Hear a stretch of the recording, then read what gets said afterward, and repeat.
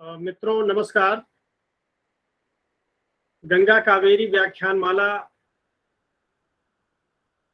के इस आज महत्वपूर्ण आयोजन में आप सभी का हृदय से स्वागत है। आज के मुख्य वक्ता हमारे साथ जुड़ चुके हैं और अब कार्यक्रम को यहीं से आगे बढ़ा रहे हैं। सर्वप्रथम गंगा कावेरी व्याख्यान माला आयोजक मंडल की ओर से आप सभी का हृदय से स्वागत है। आज का वक्तव्य है 103वां व्याख्यान है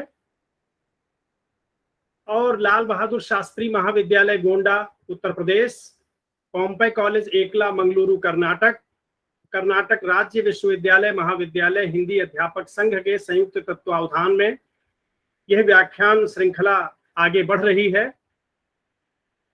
आज के मुख्य वक्ता हैं अटल बिहारी वाजपेयी हिंदी विश्वविद्यालय के माननीय कुलपति आचार्य खेम सिंह डहेरिया जी,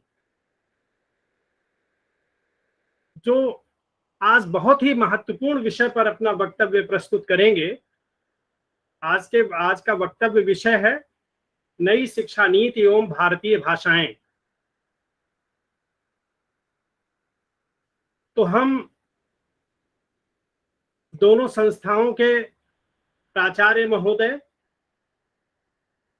को प्रणाम करते हुए, समस्त अभ्यागत विद्वानों को प्रणाम करते हुए, सबका स्वागत करते हुए हिंदी विभाग लाल बहादुर शास्त्री महाविद्यालय गोंडा के अध्यक्ष प्रोफेसर शैलेंद्र नाथ मिश्र सर को सादर आमंत्रित करता हूं कि आज के मुख्य वक्ता आचार्य खेम सिंह डहेरिया माननीय कुलपति अटल बिहारी वाजपेयी हिंदी विश्वविद्यालय का संक्षिप्त परिचय देकर हमें अनुग्रहित करें, जिससे कार्यक्रम को आगे बढ़ाया जा सके। गुरुवर डॉक्टर शैलेंद्र नाथ मिश्र सर। बहुत बहुत धन्यवाद जयशंकर जी। 103वीं व्याख्यानमाला गंगा कावेरी व्याख्यानमाला के इस अवसर पर मैं अटल बिहारी वाजपेयी हिंदी विश्वविद्यालय भोपाल के माननीय कुलपति आचार्य खेम सिंह डहेरिया जी का हार्दिक स्वागत करता हूं।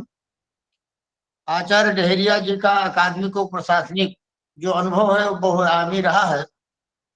उन्होंने अपने व्यस्ततम समय में से गंगा कावेरी व्याख्यानमाला को अपना जो समय दिया है, उसके लिए हम सब आयोजकों की तरफ से उनके प्रति कृतज्ञता ज्ञापित करते हैं। उनका परिचय चूंकि इतना अकादमिक और प्रशासनिक अनुभव है कि सबको तो यहाँ प्रस्तुत कर पाना मुश्किल है, लेकिन बड़े संक्षिप्त में आदरणीय आचार्य खेम सिंह डहेरिया जी का परिचय अपने आभासी मंच पर उपस्थित विद्वत साथियों को देना चाह रहा हूँ। आप वर्तमान में तो कुलपति के पद पर पदस्थ हैं, लेकिन इसके पूर्व आपने इंदिरा गांधी राष्ट्रीय जनजातीय विश्वविद्यालय अमरकंटक मध्य प्रदेश के हिंदी विभाग में प्रोफेसर, अध्यक्ष, संकाय अधिष्ठाता छात्र कल्याण शोध समिति हिंदी अध्ययन मंडल के अध्यक्ष के रूप में भी कार्य कर चुके हैं। आप त्रिपुरा केंद्रीय विश्वविद्यालय त्रिपुरा में विजिटर नॉमिनी कोर्ट सदस्य, कार्य परिषद सदस्य के रूप में भी कार्यभार संभाल रहे हैं। इंदिरा गांधी राष्ट्रीय जनजातीय विश्वविद्यालय अमरकंटक में भवन निर्माण समिति में सदस्य एवं प्राध्यापक संघ के अध्यक्ष रहे हैं। महाराजा छत्रसाल बुंदेलखंड विश्वविद्यालय छतरपुर में कार्य परिषद के सदस्य हैं। उच्च शिक्षा परिषद मध्य प्रदेश शासन उच्च शिक्षा विभाग में सदस्य रहे हैं। अंतरिक्ष विभाग एवं परमाणु ऊर्जा विभाग भारत सरकार, राजभाषा विभाग, गृह मंत्रालय नई दिल्ली के हिंदी सलाहकार समिति के सदस्य, राष्ट्रीय शैक्षिक अनुसंधान और प्रशिक्षण परिषद की सलाहकार समिति में सदस्य, भारत सरकार की शिक्षा संबंधी राष्ट्रीय निगरानी समिति में भी सदस्य के रूप में आप महत्वपूर्ण दायित्व का निर्वहन कर रहे हैं। इस प्रकार राष्ट्रीय अंतर्राष्ट्रीय विभिन्न संस्थाओं, विश्वविद्यालयों और सरकार के द्वारा नामित तमाम समितियों में आप अनेक पदों पर इस समय भी कार्यरत हैं और अपने अतीत में भी ऐसे ही पदों पर तमाम सारे कार्य किए हुए हैं। वर्तमान में आप डॉक्टर हरि सिंह गौर केंद्रीय विश्वविद्यालय सागर के अकादमिक परिषद के सदस्य के साथ साथ हिंदी अध्ययन मंडल के बाह्य विशेषज्ञ सदस्य भी। गुरु घासीदास केंद्रीय विश्वविद्यालय में विज्ञान महिला महाविद्यालय जबलपुर के हिंदी अध्ययन मंडल तथा विभागीय शोध समिति के बाह्य विशेषज्ञ सदस्य के रूप में भी आपकी जो है आपने अपना अनुभव दिया है। डॉक्टर हरि सिंह गौर केंद्रीय विश्वविद्यालय सागर के विभिन्न विश्वविद्यालयों में हिंदी विभाग में पीएचडी के कार्यों से आप जुड़े रहे हैं। आपके निर्देशन में अब तक 4 शोधार्थियों ने शोध कार्य प्रस्तुत कर दिया है, उनको पीएचडी की उपाधि प्राप्त हो चुकी है। 2 शोधार्थी इस समय शोधरत हैं।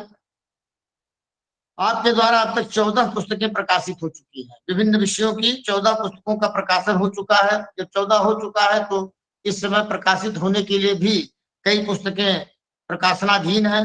आपने विश्वविद्यालय अनुदान आयोग मध्य क्षेत्रीय कार्यालय भोपाल द्वारा प्रायोजित लघु परियोजना कार्य 2010 में संपन्न किया है। आपको 26 अंतर्राष्ट्रीय एवं राष्ट्रीय सम्मानों से सम्मानित किया गया है। अंतर्राष्ट्रीय राष्ट्रीय स्तर की 94 शोध संगोष्ठियों में आपने शोधालेख प्रस्तुत किए हैं। आपने देश की विदेश की प्रतिष्ठित पत्र पत्रिकाओं में आपके 81 शोध पत्र प्रकाशित हो चुके हैं और आपने राष्ट्रीय अंतर्राष्ट्रीय 13 कार्यशालाओं में अपनी प्रतिभागिता दर्ज की है। राष्ट्रीय अंतर्राष्ट्रीय स्तर की 25 संवादों और कार्यशालाओं का संयोजन भी आपने किया है। अंतर्राष्ट्रीय और राष्ट्रीय स्तर के विभिन्न संस्थानों विश्वविद्यालयों में आपने 47 विषयों पर व्याख्यान भी आपके द्वारा प्रस्तुत किए हैं। 7 राष्ट्रीय स्तर की पत्रिकाओं में संपादक के बतौर आपने अपने अनुभवों का योगदान दिया है। इसी क्रम में 15 राष्ट्रीय अंतर्राष्ट्रीय स्तर की विभिन्न संस्थानों में आपकी आजीवन सदस्यता है। आपको 27 वर्षों का अकादमिक और प्रशासनिक कार्यों का अनुभव है। हिंदी साहित्य में जो विभिन्न विधाएं हैं उनमें कविता, कहानी, समीक्षा, आलोचना, रिपोर्टार, संस्मरण पर आपका आलोचनात्मक रचनात्मक अधिकार है। एक ऐसा कृति व्यक्तित्व आज हम लोगों के बीच में है जो अपने शैक्षिक, प्रशासनिक और अकादमिक दायित्वों के निर्वहन में हमेशा अग्रसर रहे हैं। ऐसे माननीय कुलपति महोदय को आज हम गंगा कार्य व्याख्यानमाला के मंच पर उनका हार्दिक स्वागत करते हैं और इस क्रम में मैं जयशंकर जी से आग्रह करूंगा कि वह व्याख्यानमाला को आगे बढ़ाएं। बहुत बहुत धन्यवाद। धन्यवाद गुरुवर प्रोफेसर शैलेंद्र नाथ मिश्र सर। आपने आज के मुख्य वक्ता माननीय कुलपति प्रोफेसर खेम सिंह डहेरिया जी का अकादमिक परिचय दिया। ठीक कहा कि उन्होंने इतना कार्य किया है कि उनको कम समय में प्रस्तुत करना संभव नहीं है। तो मैं इस कार्यक्रम को आगे बढ़ाते हुए आज के मुख्य वक्ता अटल बिहारी वाजपेयी हिंदी विश्वविद्यालय के माननीय कुलपति आचार्य खेम सिंह डहेरिया जी को नई शिक्षा नीति और भारतीय भाषाएं विषय पर वक्तव्य देने के लिए सादर आमंत्रित करता हूं। बिना किसी भूमिका के आपका महोदय स्वागत है। धन्यवाद जय शर्मा जी। और अभी परिचय दे रहे थे प्रोफेसर शैलेंद्र जी, प्रोफेसर मंजूनाथ जी और मेरे अत्यंत प्रिय साथी विवेक मणि जी। और जो एक संदेश आया था जिसमें प्रोफेसर बीना जी जो केंद्रीय हिंदी संस्थान आगरा में है, उनका भी संदेश था कि मैं भी कार्यक्रम में जुड़ने वाली हूँ, उनको भी पता चला होगा कहीं से। और ऐसे सभी विद्वज्जन जो इस व्याख्यान माला कावेरी गंगा कावेरी व्याख्यान माला में आज सम्मिलित हुए हैं और सब मैं तो जानता हूँ सभी विद्वान हैं जो ऐसे कार्यशालाएं व्याख्यान मालाएं संगोष्ठी कराते रहते हैं और जिनकी रुचि है वो सब लोग इस संगोष्ठी में जुड़े हुए हैं। और अत्यंत गौरव का विषय है कि मुझे इस व्याख्यान माला में आपने कुछ अपनी बात रखने का अवसर मुझे दिया है। पिछले माह मेरा कर्नाटक प्रवास हुआ था। बेंगलुरु विश्वविद्यालय के कुलपति चयन समिति के नाते मैं 4-5 दिन रहा भी था वहाँ। तो एक वहाँ घूमने का एक अच्छा अवसर भी मिला था और बहुत अच्छे वातावरण में वहाँ विश्वविद्यालय काफी परिक्षेत्र में फैला हुआ है और काफी विभाग जैसी जानकारी मुझे मिली है। तो ऐसे है। और नई शिक्षा नीति पर तो लगातार बात हम 1 साल से कर रहे हैं और काफी चीजें उसमें निकल करके आई भी हैं और इसमें बहुत कुछ गुंजाइश भी है। हमें पूरी तरह से इस नई शिक्षा नीति को लागू करने में 2030 तक का भी समय इसमें मिला है कि जो भी कुछ कठिनाइयां आएंगी, जो भी कुछ चुनौतियां आएंगी, उनको पूरा करने के लिए 2030 तक का हमारे पास समय है। तो धीरे धीरे जो अच्छी बातें हैं अभी तक, जो स्वतंत्रता के पहले हो या स्वतंत्रता के बाद भी हमारे जो इतिहास में जो कुछ चीजें अभी तक देखने सुनने को मिल रही थी, अब उसमें काफी कुछ सुधार भी हो रहा है। और हम अपनी भारतीय भाषाओं के माध्यम से जो हमारा इतिहास है उसको काफी कुछ ठीक करने, दुरुस्त करने का ये बहुत बड़ा अच्छा समय अवसर मिला है। और इसमें भारतीय भाषाओं का बहुत ही महत्वपूर्ण योगदान भी है, और उसी पर आज हम चर्चा भी करें। तो भारतीय भाषाएं, और मैं तो कहता हूँ कि जो हमारी मातृभाषाएं हैं, तो जो मातृभाषाएं हैं वही अन्य प्रदेशों में कहीं ना कहीं जो मातृभाषा है वो भारतीय भाषाएं भी हैं। तो मातृभाषा, भारतीय भाषा, दोनों पर हम यहाँ पे चर्चा करेंगे। तो नई शिक्षा नीति में तो कहना चाहिए कि मातृभाषाएं हमारी हैं, उनके साथ साथ क्षेत्रीय भाषाएं और भारतीय भाषाएं, सबको महत्व दिया ही गया है। और अभी तक की जो शिक्षा नीति है उसमें मुझे लगता है सर्वश्रेष्ठ शिक्षा नीति है, जिसमें सभी से राय मशवरा विचार करके और इस शिक्षा नीति को लागू किया गया। लंबे समय से इस पर काम भी चल रहा था, और शहरों से लेकर ग्रामीण क्षेत्रों तक और आम जनता से लेकर प्रबुद्ध जन तक सबने अपने विचार विमर्श दिए उनके सुझावों को लेकर के। और जो एक अच्छी समिति इसमें बनी थी, और उन्होंने सबके सुझावों को सम्मिलित करते हुए और इस नई शिक्षा नीति को लागू करने का प्रयास किया है, और वो लागू भी हो गई। और मध्य प्रदेश तो पहला राज्य है जिसमें नई शिक्षा नीति जो इसमें लागू हुई है। और उस पर नई शिक्षा नीति के अनुसार मध्य प्रदेश में हम चाहे स्कूल हो, कॉलेज हो, विश्वविद्यालय हो, सब में वो लागू भी हो गई है, और इस सत्र से उसकी पढ़ाई भी प्रारंभ हो गई है। तो कहते हैं नाम में क्या रखा है, तो नाम में बहुत कुछ है।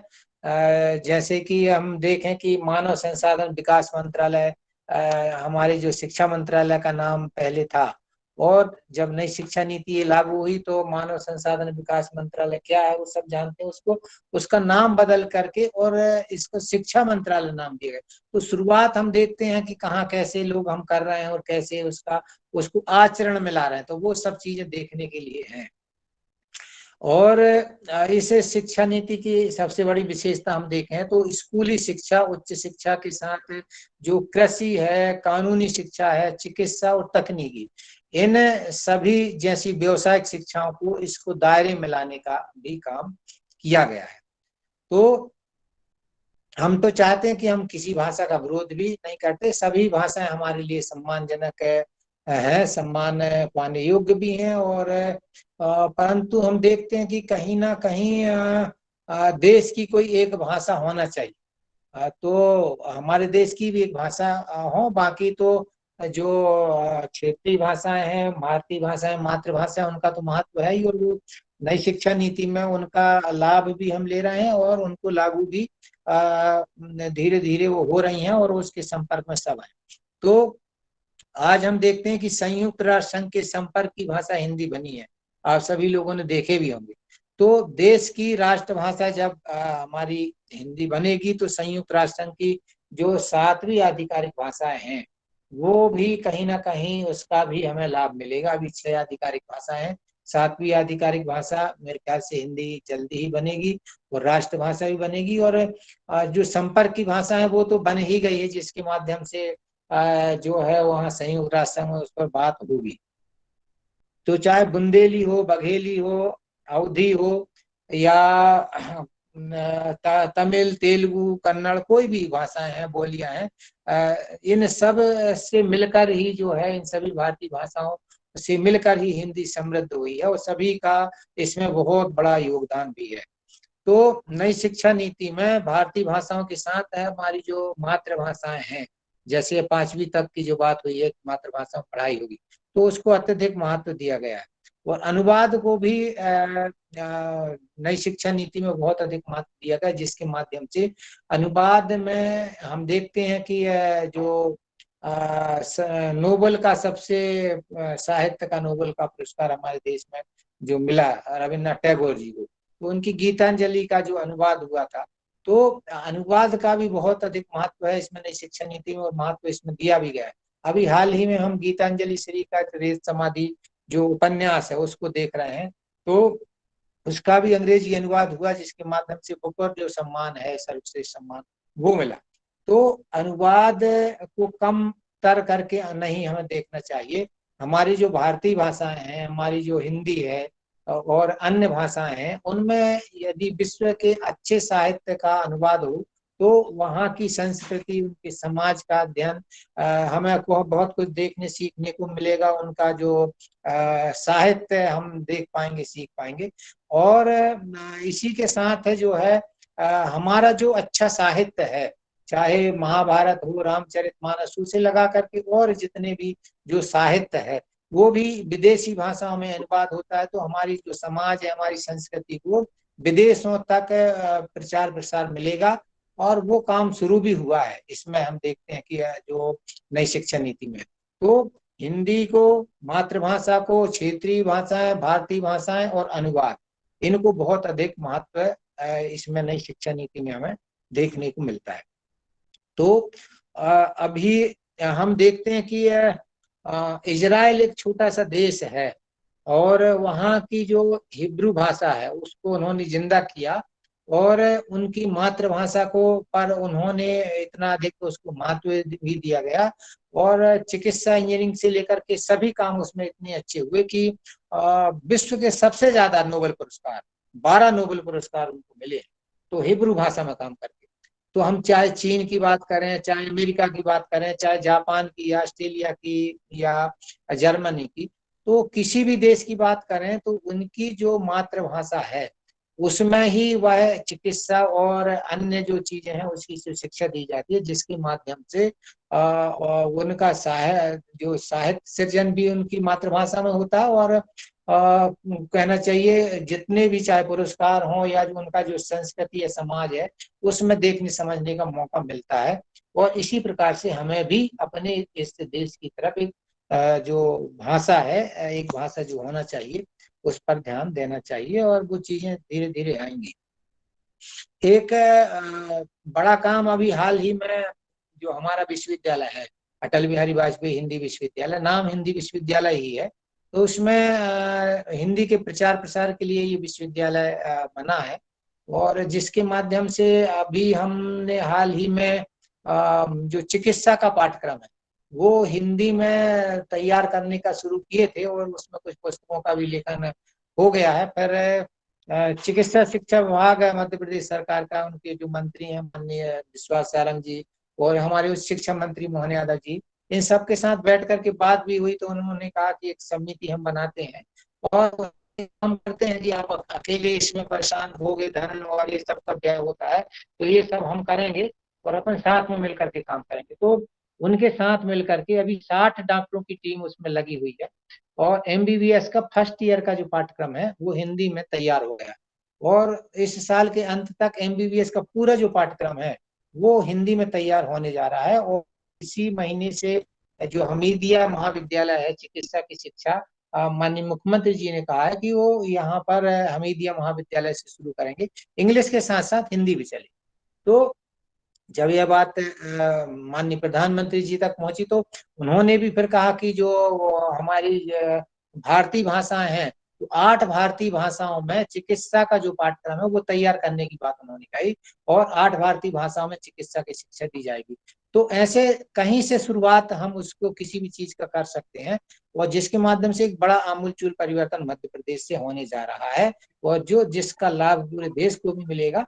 तो एक हिंदी के साथ साथ और अन्य हमारी जो भारतीय भाषाएं हैं वो सब में चिकित्सा की शिक्षा दी जाएगी। पिछले साल से इंजीनियरिंग की शिक्षा भी हिंदी में शुरू हो गई है, हिंदी के साथ अन्य भाषाओं में भी।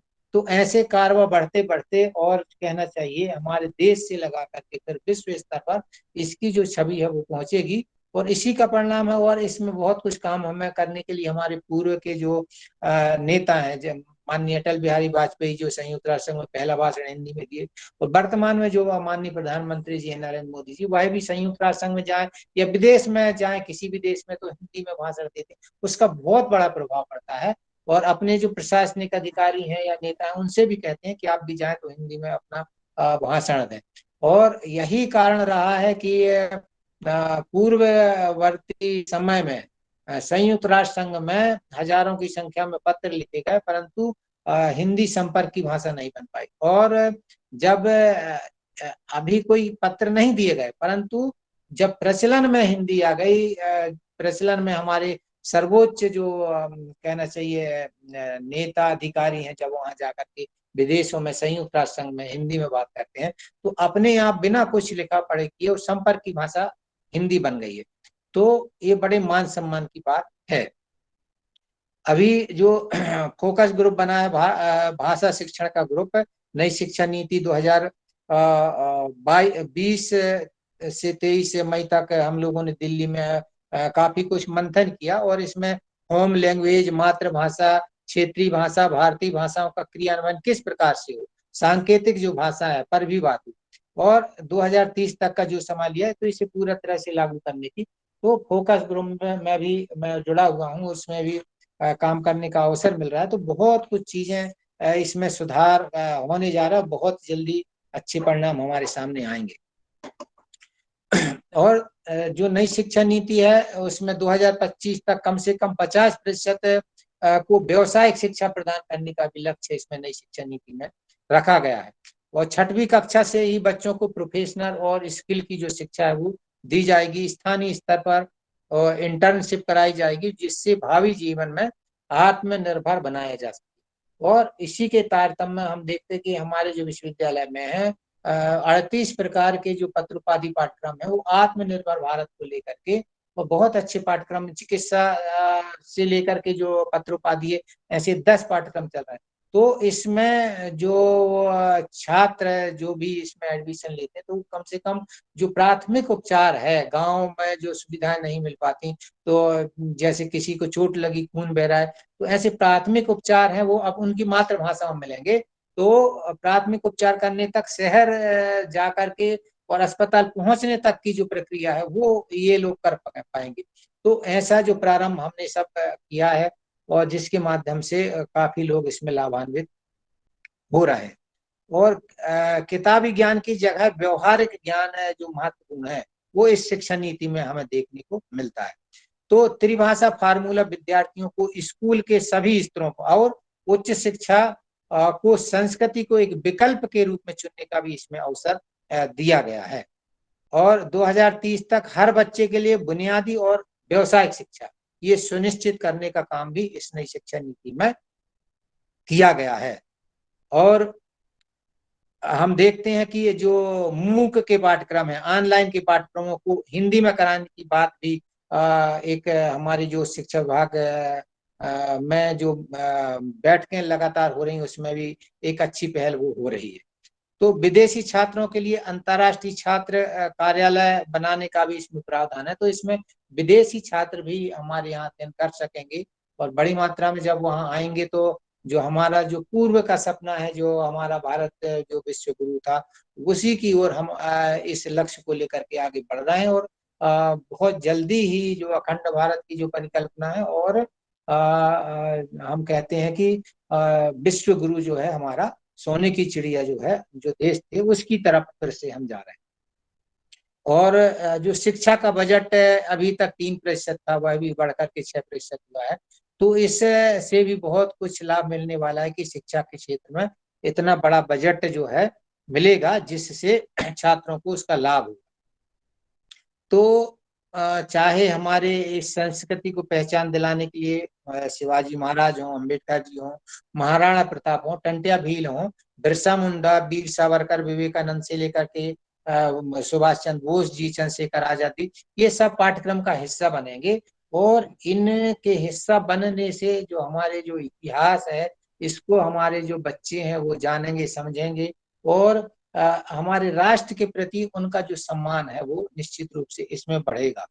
तो चाहे तमिल हो, तेलुगु हो, मलयालम हो, संस्कृत हो, ये सभी भारतीय भाषाओं में रामचरितमानस के साथ अन्य जो भारतीय ज्ञान विज्ञान के जो ग्रंथ लिखे गए हैं, विदेशी भाषाओं में भी रामचरितमानस लिखी गई। वैश्विक परिदृश्य पे आप देखेंगे तो कई देशों में रामचरितमानस का अनुवाद कहीं हुआ, कहीं लिखी जा रही है, और विदेशी का भी, विदेशों की भी अच्छा साहित्य वो भी हमें देखने को पढ़ने को मिलता है।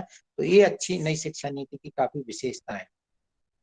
और प्रवासी साहित्यकारों की जब हम बात करते हैं तो अंग्रेजी शासन काल में हमारे मजदूर भाइयों को विदेशों में ले जाकर उनसे काम कराया गया, जिन्हें गिरमिटिया मजदूर कहा जाता है। तो वह भी हमारे जो साहित्य का सृजन कर रहे हैं, हमारी संस्कृति का प्रसार कर रहे हैं। और देखते हैं हम कि जो चौथी पीढ़ी अब वो है, जिन्हें हम प्रवासी साहित्यकार कहते हैं, और वो हमारे साहित्य, हमारी संस्कृति, हमारे देश की जो पहचान को आगे बढ़ाने का काम वह कर रहे हैं। तो 2020 की जो नई शिक्षा नीति है, जो दस्तावेज सामने आया है, उसमें हम 4 हिस्सों में उसको बांट करके देखते हैं। पहला हिस्सा विद्यालयीन शिक्षा को लेकर के है, तो दूसरा हिस्सा उच्च शिक्षा को लेकर के है, और इसी प्रकार के तीसरे हिस्से में अन्य प्रमुख क्षेत्रों की चर्चा की गई है, और चौथे और अंतिम हिस्से में यह नीति कैसे कार्य रूप में बदली जा सकती है, इस उद्देश्य के साथ कुछ बिंदुओं पर ये 4 पृष्ठों में इसकी चर्चा की गई। तो चरणबद्ध तरीके से कहना चाहिए ये नई शिक्षा नीति में ये सब चीजें हमारे सामने आई हैं। तो भारत सरकार द्वारा 2020 की जो नई शिक्षा नीति है, 5वीं कक्षा तक के लिए तो मातृभाषा में शिक्षा देने की बात कही गई है, और नीति में ऐसा प्रावधान करने के लिए जो है सभी, मेरे ख्याल से देश के सभी राज्यों ने और सभी भाषाविदों ने उसका सम्मान भी किया है। और इस प्रावधान से हमारी पहचान को अपने में समाहित करने वाली हमारी जो भारत की सभी मातृभाषाएं न केवल बच पाएंगी बल्कि उन्हें समृद्ध भी कर सकेंगे। क्योंकि हम आजकल देख रहे हैं कि हमारी जो भारतीय भाषाएं हैं, बोलियां हैं, वो कहीं ना कहीं द्रुत गति से उनका समापन हो रहा है, लुप्त प्राय वो हो रही हैं। चाहे आदिवासी भाषाओं की बात करें या अन्य भाषाओं की जो प्रचलन में थी, धीरे धीरे अंग्रेजी के प्रभाव के कारण या और आधुनिकता के कारण हम कहें कि उनका जो है धीरे धीरे वो समाप्त हो रही हैं। और इससे हमारे कहना चाहिए भाषाई परिवार को और देश को भी एक बहुत बड़ा खतरा हमारे सामने दिख रहा है। तो इससे नए बालकों की सहज सृजनात्मक क्षमता बढ़ेगी, क्योंकि जो उनकी मातृभाषा है, जो मातृभाषा है, उसमें वो अधिक से अधिक जान समझ पाएंगे, और उसमें जब पढ़ेंगे तो उनका जो आत्मगौरव है वह भी बढ़ेगा। और विश्व की अनेक समस्याओं के समाधान में क्रमशः बढ़ते हुए हम देखते हैं कि बच्चों के भविष्य में सकारात्मक भूमिका निभाने में समर्थ हो सकेंगे। और इस प्रकार न हम केवल वर्तमान में काम नहीं बल्कि भविष्य में भी काम करने वाली जो शिक्षा व्यवस्था है वह गढ़ पाएंगे। और राष्ट्रीय शिक्षा नीति 2020 की भाषाई विचार को इसमें महत्वपूर्ण दिया गया है। इसमें उल्लिखित भाषाई विचार के क्रियान्वयन के लिए यह आवश्यक है कि इससे के भाषा संबंधी विचारों के अनुपालन के लिए राष्ट्रीय स्तर पर एक केंद्रीय समिति बनाई जानी चाहिए, और वह उस पर बन भी रही है, काम भी उसमें हो रहा है। तो इस प्रकार बनने वाली समिति शिक्षा नीति संबंधी समस्त भाषाई प्रावधानों का पालन कराए और समय समय पर उसका पुनरीक्षण भी हो। तो इस पर अलग अलग बात भी हो रही। केंद्र और राज्य सरकारें जो हमारी हैं वो त्रिभाषा फार्मूले के अनुसार पूरे देश में भाषा के शिक्षकों को तैयार करने के क्या क्या कार्य कैसे करें, इसकी रूपरेखा भी केंद्रीय स्तर पर बनानी होगी, जो बहुत शीघ्र ही इस पर काम कर प्रस्तुत की जाएंगी। और 6वीं कक्षा के आगे की हम बात करते हैं तो उसमें भारत के बृहत्तर शास्त्रों की भाषाओं के संस्कार को पुष्ट करने के लिए उनके पठन पाठन की भी व्यवस्था सुनिश्चित तरीके से करनी होगी। और हम देखते हैं कि भाषा के स्तर पर हम कहाँ हैं, तो भाषा है तो संसार है, संसार की पहचान है, भाषा नहीं तो संसार की पहचान नहीं। तो मनुष्य के जीवन का ऐसा कोई पक्ष नहीं जहां भाषा की सत्ता नहीं।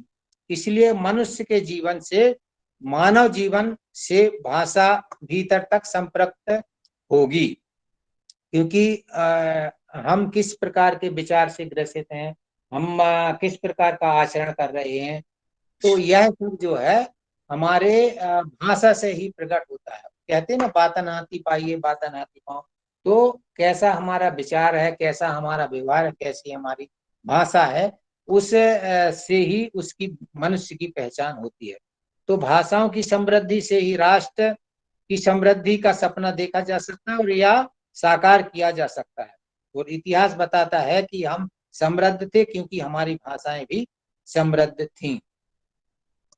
और हर मनुष्य के साथ उसके जन्म लेने के तुरंत बाद से ही एक भाषा का संस्कार उसके भीतर होने लगता है और यही उसकी मातृभाषा है। उदाहरण के लिए हम अभिमन्यु को देख सकते हैं, जिसने गर्भ में ही बहुत कुछ शिक्षा प्राप्त करने के बाद, उदाहरण के स्वरूप हम महाभारत में उनका जो शौर्य है वो देख सकते हैं।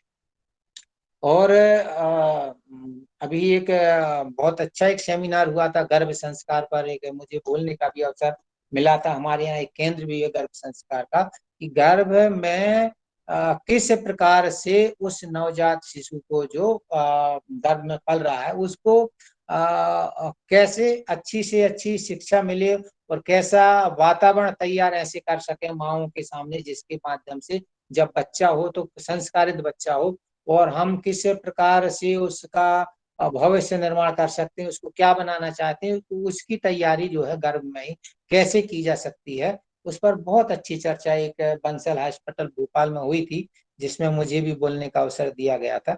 तो ऐसे जो संस्कार हैं गर्भ से ही बच्चे को मिलते हैं, जिसके माध्यम से वह एक संस्कारी और राष्ट्र हित में काम करने वाला बन सकता है। और न तो आजकल जो कंप्यूटर के युग में हम देखते हैं कि जो उसमें बहुत कुछ सीखने को भी मिलता है, तो कहीं ना कहीं बहुत कुछ उसके दुरुपयोग भी होते हैं। तो बच्चा किस प्रकार से हमें तैयार करना है वह भी वो देखा जा सकता है। तो हमने ऊपर कहा कि भारतीय भाषाओं की पहचान होती है, ये भाषाएं जब मरती हैं तो मनुष्य की पहचान और उसके अंशों में भी मरती हैं, धूमिल होती है और कालांतर में भी नष्ट हो जाती है। तो कहना चाहिए भाषाओं को हमें जिंदा रखना है, सभी भाषाएं महत्वपूर्ण हैं, और उन सभी भाषाओं को जिंदा रखने से ही हमारी जो एक कहना चाहिए राष्ट्रभाषा है उसकी समृद्धि होगी, उसको पहचान मिलेगी और देश विदेश में उसका मान सम्मान बढ़ेगा।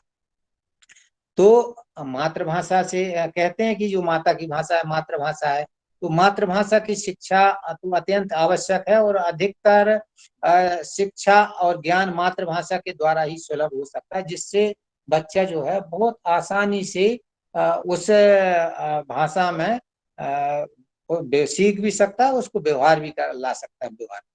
तो मातृभाषा स्वाभाविक भाषा है, अतः इस भाषा का जो ज्ञान है परम आवश्यक है। और क्षेत्र विशेष में समाज स्वीकृत परिनिष्ठित भाषा, जिसके माध्यम से सामाजिक कार्य संपन्न होते हैं। दूसरे शब्दों में कहें तो शिक्षा क्षेत्र में मातृभाषा का मतलब उस क्षेत्र विशेष की उस भाषा से है जिसके द्वारा उस क्षेत्र के जो बुद्धिमान लोग हैं, जो बुद्धिजन लोग हैं, मौखिक और लिखित रूप से विचार विनिमय का काम कर सकते हैं। और जन्म से हम जो भाषा का प्रयोग कर सकते हैं, जिससे सभी संस्कार एवं व्यवहार इसी के द्वारा हम पाते हैं, इसी भाषा से हम अपनी संस्कृति से जुड़ करके और उसकी धरोहर को आगे बढ़ाते हैं। तो भारतवर्ष में हर प्रांत की जो अलग संस्कृति है, अलग पहचान है, उसका अलग एक विशिष्ट भोजन है, संगीत है, लोकगीत है। इस विशिष्टता को बनाए रखना और इसे प्रोत्साहित करना अति आवश्यक। तो अपने जन्म काल से बालक जिस क्षेत्र में रहता है और उसके जीवन के जो प्रारंभिक वसंत हैं कि मधुमय बेला को व्यतीत करता है, वहां वह खेलता है, कूदता है, भ्रमण करता है, उस क्षेत्र की भाषा को अपनी तरह से हृदयंगम करता है, आत्मसात करता है, उससे सीखता है, वही उसकी मातृभाषा होती है। और बेलार्ड ने कहा है कि माता पिता से सुनकर सीखी हुई भाषा, हर घर की जो बोली है वो माता की भाषा यानी मदरस टंग, और समाज द्वारा स्वीकृत मानक भाषा को मातृभाषा यानी मदर टंग कहा गया। हम लोगों को मातृभाषा सब प्रदेशों की कहना चाहिए अलग अलग है, और उन सभी से मिलकर के जो एक सम्मान हिंदी को मिला है। समाज की रचनात्मकता और मौलिकता अनिवार्यता अपनी भाषा से जुड़ी होती है, और एक बच्चे के लालन पालन में जिस परिवार में वो लालन पालन उसका होता है, वह उस परिवार के सदस्यों की भाषा को सहज रूप में वो सीख लेता है। और मातृभाषा तो आनी ही चाहिए, उसके साथ साथ जितनी भी और अधिक भाषाएं हम सीख सकते हैं, भारतीय भाषाएं, विदेशी भाषाओं भी सीख सकते हैं, उसमें कोई दोष नहीं है। अधिक से अधिक हम जिन भाषाओं का ग्रहण करेंगे, हमारी शब्द शक्ति, हमारी सामर्थ्य, हमारा जो ज्ञान का क्षेत्र उतना ही बढ़ेगा। परंतु हमारी जो मातृभाषा भारतीय भाषा है उसका सम्मान करना चाहिए। और सामान्य रूप से 5 वर्ष की आयु का बालक अपनी माँ, परिवार के सदस्यों, मित्रों के साथ मिलने जुलने वालों के बीच रहकर औपचारिक रूप से मातृभाषा में बोलना लिखना सीख जाता है। और जब वह किसी विद्यालय में पढ़ने के लिए प्रवेश करता है तो वहां उसकी मातृभाषा के भाषा क्षेत्र की मानक भाषा का जो उच्चारण है, पढ़ना लिखना है, और सिखाया जाता है। तो यह स्पष्ट है कि प्रत्येक जो व्यक्ति है वो भाषिक उसकी दक्षता है विदेशी भाषा की अपेक्षा मातृभाषा में अधिक होती है। और विदेशी भाषाओं की बात तो मैंने कर ही दिया है आपके सामने कि वहां तो उनकी मातृभाषा में शिक्षा दी जाती है। तो इसी कारण मातृभाषा में किसी विषय को आसानी से समझा जा सकता है और उसके विचार की अभिव्यक्ति अधिक प्रभावपूर्ण तरीके से की जा सकती है। तो भाषा शिक्षा नीति का एक महत्वपूर्ण तत्व है, और इसके लिए बहुत सी संस्थाएं लगातार काम भी कर रही हैं, चाहे वो केंद्रीय भारतीय भाषा संस्थान हो, केंद्रीय हिंदी निदेशालय हो, मैसूर का जो शिक्षा संस्थान है, भाषा संस्थान है, वो सब मिलकर के इस पर काम कर रहे हैं। और हर एक जो प्रमुख भाषा है किसी दूसरी भाषा के लिए संपर्क भाषा का काम करती है और जोड़ने का काम करती है। तो सभी भाषाओं के विकास के लिए एक समान रणनीति नहीं हो सकती, क्योंकि एक स्थान पर जहाँ घर की बोली बोले जाने वाली जो भाषा है वो काम करेगी, और वहां दूसरी भाषा मातृभाषा और तीसरी भाषा स्थानीय भाषा कहना चाहिए होगी। तो भाषा संस्थानों और उच्च शिक्षा संस्थानों को पूर्ण समन्वय कायम करना चाहिए, और वो हो भी रहा है। तो मातृभाषा के पठन पाठन को शुरुआती स्तर से ही प्रारंभ किए जाने की जरूरत है, क्योंकि वह पारिस्थितिकी या देशी ज्ञान को सिखाने में समझने में वो आसान होती है। उसमें बच्चा अपने जो मातृभाषा उसमें बहुत अच्छे से सीखेगा। और हिंदी की स्वीकारता का स्तर अलग ही है, यह देश भर के में संपर्क को गति देती है। और मुझे नहीं लगता कि आज हमारे देश में कोई भी राज्य में ऐसा कोई राज्य नहीं होगा जहां पर हिंदी नहीं बोली जाती हो, या कहीं समझी नहीं जाती हो। कहीं पढ़ने लिखने की भाषा है वो बोली है, तो कहीं संपर्क की है, तो कहीं टूट फूट में कहीं ना कहीं जो है वो हिंदी लोग जानते समझते हैं। और अब तो विदेशों में भी 150 से अधिक विश्वविद्यालयों और विद्यालय स्तर पर हिंदी पढ़ाई लिखाई जा रही है। तो कहना चाहिए और हम देखते हैं कि तमिल तेलुगु से लेकर कई भाषाओं में तो रामायण का अनुवाद भी हुए हैं। तो ऐसे संपर्क की भाषा जो है वो उसको गति दे रही है। तो भाषा सिर्फ अभिव्यक्ति का माध्यम नहीं है, बल्कि अपने व्यवहार का वह दर्पण भी है। आप क्या करते हैं, क्या लिखते हैं, इस सब में आपकी सोच, आपका आदर्श, मूल्य, संस्कार, इतिहास, परिवार, संबंध सब कुछ झलकता है। जब आप बोलते हैं अपने, तो आपका जो व्यवहार है, आपकी बोली किस प्रकार की है, वो बोलने से लोग समझ जाते हैं कि आप किस प्रकार के मनुष्य हैं। उसकी जो भाषा शैली पर वो निर्भर करता है। तो भाषा, संस्कृति और लोकाचार ये सब एक दूसरे से जुड़े हुए हैं, और हमारी जो संस्कृति है हमारी भाषा में ही निहित है। तो चाहे साहित्य हो, संगीत हो, कला हो आदि, यही सब हमारे सांस्कृतिक मूल्य हैं। तो राष्ट्र का विकास है निज भाषा, संस्कृति और इतिहास से बद्ध होकर के ही चलता है। और उसमें सभी वर्ग समुदाय की संवेदना, जीवनानुभव और उसकी सामाजिक सांस्कृतिक अस्मिता झलकती है, जिसे कभी भी किसी कलात्मकता या भाषिक संरचना के आधार पर नहीं रोका जा सकता है।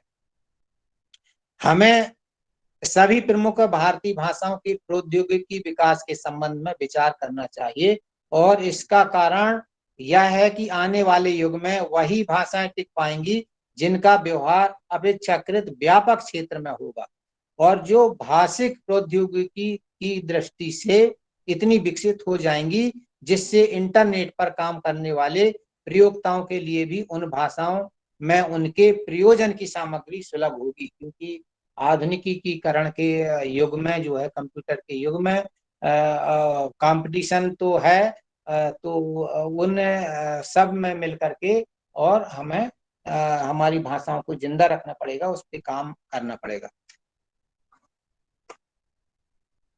तो जय शर्मा जी, जब समय हो जाएगा बता दीजिएगा, मैं लगातार अपनी बात रखते जा रहा हूँ, है ना, क्योंकि समय जैसा हो, मुझे नहीं मालूम कितना बोलना है मुझे, जब आप कहेंगे मैं अपनी बात वहां पर समाप्त कर दूंगा, ठीक है ना।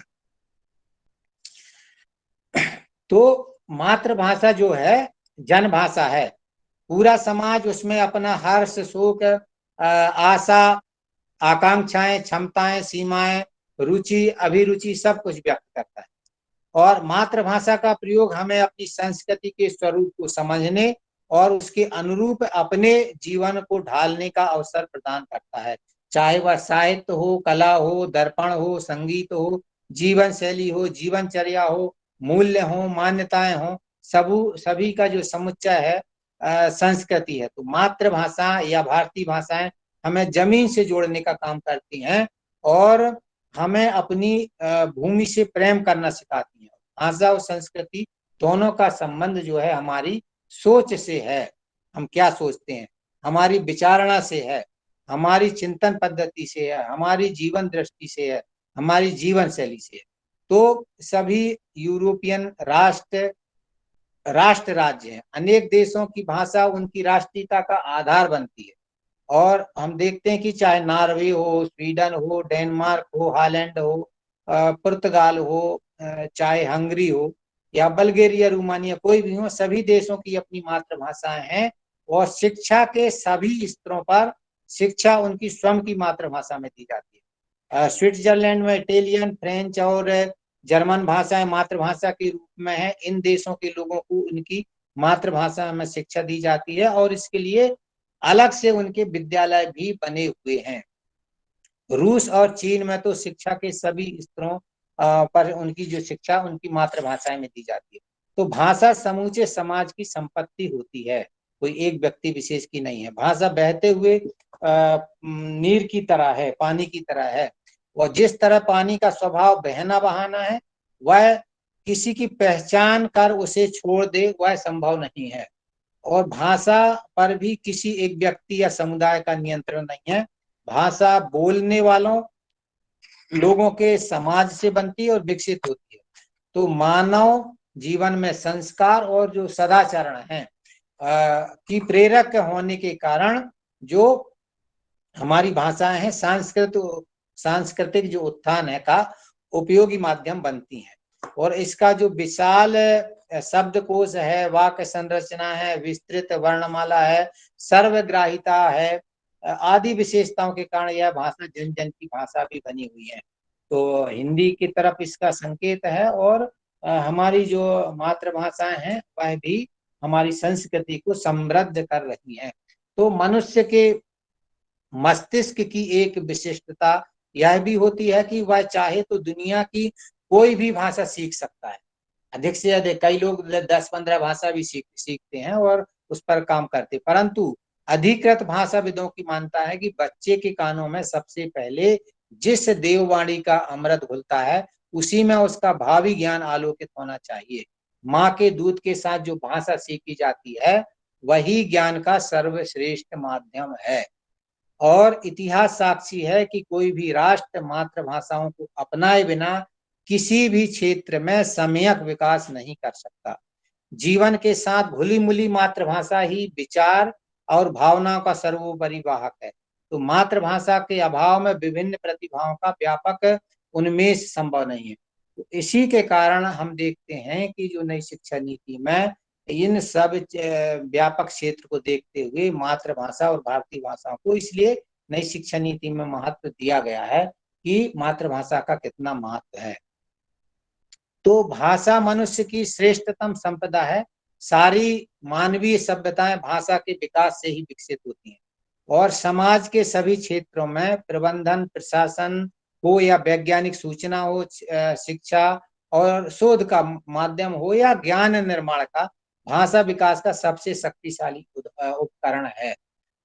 और किसी समुदाय में कोई भाषा कितनी प्रतिष्ठा पाती है, प्राप्त करती है, यह इस बात पर निर्भर करती है कि वह भाषा अपने समुदाय की कितनी तरह की अभिव्यक्ति और आवश्यकताओं को पूरा करती है। जैसे व्यापार हो, अर्थतंत्र हो, तकनीकी हो, नवाचार हो, शोध हो, मौलिक वैज्ञानिक चिंतन हो, उद्यमिता हो, प्रबंध की निर्णय आदि निर्माण। तो हम देखते हैं कि आज विज्ञापन का युग भी है। तो जितना अधिक जिस चीज का विज्ञापन होता है वो चीज उतनी ज्यादा बिकती भी है। तो जो सोनी टीवी और अन्य जो चैनल है, रूपर मर्डोक ने जब हमारे अंग्रेजी में यहाँ पर उसको लॉन्च किया, यहाँ पर उसको चलाने का प्रयास किया, तो वो नहीं चल पाए क्योंकि ये हमारा देश जो है बहुत अधिक हिंदी भाषी के साथ साथ हमारी जो अन्य भारतीय भाषाएं हैं उसके कारण उनको फिर उस चैनल को हिंदी में परिवर्तित करना पड़ा। और आज हम देखते हैं कि वो सब हिंदी में, चाहे कार्टून हो या बच्चों के चैनल हो या फिल्मी दुनिया, विदेश जितने भी चैनल है वो हिंदी में काम कर रहे हैं। तो ये व्यापार व्यवसाय का भी एक माध्यम जो है कि विदेशी लोग भी जानते हैं कि जो भारत देश है वो कितनी बड़ी जनसंख्या का देश है, तो उसके लिए उसके अनुरूप उस भाषा में ही हमें काम करना पड़ेगा। तो वो कहीं ना कहीं उस तरफ झुक भी रहे हैं। तो यह देखने की बजाय कि हिंदी या दूसरी भारतीय भाषाओं को समझने बोलने वालों की संख्या कितनी बढ़ रही है, जो हमें देखना चाहिए वह यह है कि उस भाषा को अपनी इच्छा से पढ़ने लिखने और सभी गंभीर कार्य क्षेत्रों में व्यवहार करने वाले लोग बढ़ रहे हैं या घट रहे हैं। उस भाषा के माध्यम से विद्यालयों में पढ़ने वाले बच्चों की संख्या बढ़ रही है या घट रही है। ज्ञान ग्रहण, ज्ञान निर्माण, भविष्य निर्माण, न्याय, विज्ञान, प्रशासन हो या व्यापार हो, शोध हो आदि सभी जीवन के जो निर्णायक क्षेत्र हैं उस भाषा का प्रयोग घट रहा है या बढ़ रहा है, इस पर भी हमें देखना चाहिए, इस पर भी हमें विचार करना चाहिए। आजकल न्यायालयों में भी हम देखते हैं कि वो हिंदी में उसके निर्णय आ रहे हैं। तो जो हमारे भाषाएं हैं, भारतीय भाषाएं, उसका सम्मान भी उसमें हो रहा है। और हम अंग्रेजी भाषा या किसी विदेशी भाषाओं का विरोध तो कर नहीं रहे हैं, परंतु जो हमारे देश के अनुरूप है जो भाषाएं हैं उनके अनुरूप, हमारी संस्कृति के अनुरूप उन भाषाओं का होना इसलिए अत्यंत आवश्यक है कि हमारी जो नव पीढ़ी है, हमारे जो युवा हैं, वो गलत रास्ते पर ना भटकें और हमारी संस्कृति को समझें, हमारी भाषाओं को समझें और राष्ट्र का जो निर्माण है, पुनर्निर्माण है, वो कर सकें। तो यूनेस्को के कहने पर विश्व के श्रेष्ठ भाषाविदों ने किसी भी भाषा की जीवंतता और संकटग्रस्तता नापने के लिए 9 जो कसौटी है वो निर्धारित किए कि एक पीढ़ी से दूसरी पीढ़ी के बीच उस भाषा का अंतरण जानना कितना हो रहा है, ये पहली कसौटी है। और दूसरी है कि ज्ञान विज्ञान के आधुनिक क्षेत्रों में उस भाषा में काम हो रहा है या नहीं, घट रहा है या बढ़ रहा है, वह भाषा नई तकनीकी और आधुनिक माध्यमों को कितना अपना रही है, उस भाषा के विविध रूपों का दस्तावेजीकरण कितना और किस स्तर का है। तो जो कंप्यूटर की भाषा की ओर संकेत है ये, तो उसमें ढल पा रही है कि नहीं जो भाषाएं, तो उसके अनुसार उसका जो मापन भी होता है। तो उस समाज की महत्वपूर्ण राजकीय अराजकीय भाषाओं कि उस भाषा के बारे में जो नीतियां और रुख कैसे हैं। अंतिम लेकिन सर्वाधिक महत्वपूर्ण कसौटी यह है कि उस भाषा समुदाय का अपनी भाषा के प्रति रुख क्या है, भाव क्या है। इस स्तर पर हमें अपनी भारतीय भाषाओं को तोलना है कि हम कहाँ खड़े हैं। तो हमारे जो समाज है, हमारा जो समुदाय है, उस भाषा का कितना महत्व दे रहा है, कितना मान सम्मान दे रहा है, इस पर भी उस भाषा की जीवंतता का निर्णय होता है। और इजराइल का भी उदाहरण आपको मैंने दिया ही था। तो भाषा से ही संस्कृति, संस्कार और सभ्यता का संवर्धन जैसे होता है। और हरिओद ने कहा कि कैसे निज सोए भाग को कोई सकता है जगह, जो निज भाषा अनुराग का अंकुर नहीं और मैं उगा। श्रीधर पाठक ने भी कहा था, हरि हिंदी अरु हिंद को जिन अटल अनुराग, सो सपूत भारत सुवन सारथ जियन सुभाग। और इसी तरह जो पाठक जी हैं वो उन्होंने अनुभव किया कि निज भाषा उन्नति बिन निज उन्नति निज होय नहीं होय, जतन आनी आ जुगत परहि करहि कोटि किन होय। तो ऐसे जो हमारे कविगण हैं उन्होंने भी भाषा पर अपनी अपनी बात किए हैं। और हमारे जो भाषाविद हैं उन्होंने लगातार चाहे वो स्वतंत्रता के पहले की बात हो या स्वतंत्रता के बाद की हो, लगातार उस पर काम कर भी रहे हैं। तो आज हम देखते हैं कि जो हमारे बच्चे हैं हमारी मातृभाषा में गिनती करना भूल गए हैं और अक्षरों को जानना पहचानना भी भूल गए हैं। तो आप जितनी अधिक भाषाएं जानेंगे, सीखेंगे, वह आपके लिए उत्तम होगा। और जिस किसी भी प्रांत राज्य में है, कम से कम आपको वहां की बोली तो अवश्य आनी ही चाहिए। और आपको वहां की बोली सीखने का कोई मौका भी नहीं छोड़ना चाहिए। वो भाषा जो बोली है वहां की आनी चाहिए, क्षेत्रीयता की। कम से कम वहां की गिनती, बाल कविताएं और जो लोकगीत हैं, पूरी दुनिया को ट्विंकल ट्विंकल लिटिल स्टार गुनगुनाने की कतई आवश्यकता नहीं है। हमारे जो कहना चाहिए बाल कविताएं हैं या लोकगीत हैं, लोक संस्कार, उसमें देखें कि कितने अच्छे लय गीत संगीत के साथ हम उनको बच्चों के सामने कहानी सुना सकते हैं, अपनी बात रख सकते हैं। तो आपकी जो लोक भाषा है में कितने अच्छे और गूढ़ अर्थ में जो दोहे, छंद हैं, लोकगीत हैं, चौपाइयां हैं, जिन्हें हम भूलते जा रहे हैं, वो उसको बच्चों की तरफ उनका ध्यान दिलाना चाहिए। और नई शिक्षा नीति में इन बातों का भी उल्लेख हुआ है और वो चीजें कहीं ना कहीं अब देखने सुनने को मिलेंगी।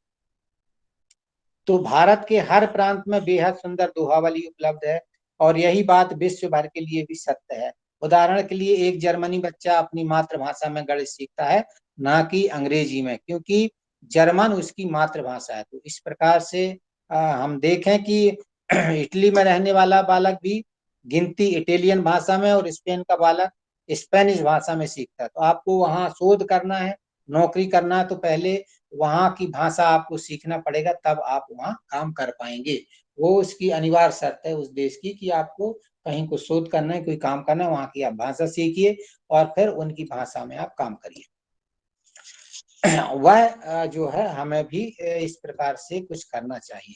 तो लोक भाषा, मातृभाषा में बच्चों का बात ना करना एक फैशन हो गया है और इससे गांव और शहर के बीच की जो दूरियां हैं वह भी बढ़ रही हैं धीरे धीरे। तो गांव देहात के बच्चे जो सब कुछ अपनी लोक भाषा में सीखते हैं अपने को हीन, और शहर के बच्चे जो सब कुछ अंग्रेजी में सीखते हैं स्वयं को श्रेष्ठ और बेहतर समझते हैं। और उसी को लगा करके हम देखें कि चिकित्सा की जो शिक्षा है जिसमें बच्चे क्वालिफाई भी हो जाएं तो उनको कितनी समस्याओं का सामना पड़ता है यदि उनको अंग्रेजी नहीं आती है तो कहीं फेल होते हैं और समय से अधिक समय में वो कोर्स को पूरा करते हैं। तो हिंदी में जो पठन पाठन है यदि होगा और अन्य भारतीय भाषाओं में तो उनके लिए बड़ी खुशी की बात है, क्योंकि हमारा जो देश है गांव का देश है और वहां से जो बच्चे हैं उनके लिए बहुत ही लाभदायक है और एक सुंदर अवसर ये सुनने को देखने को हमें मिल रहा है और बहुत जल्दी ही वो इसमें सामने हमारे आ रहा है। तो इस दृष्टिकोण में बदलाव आना चाहिए। बांग्ला भाषा में बेहद सुंदर लोकगीत है।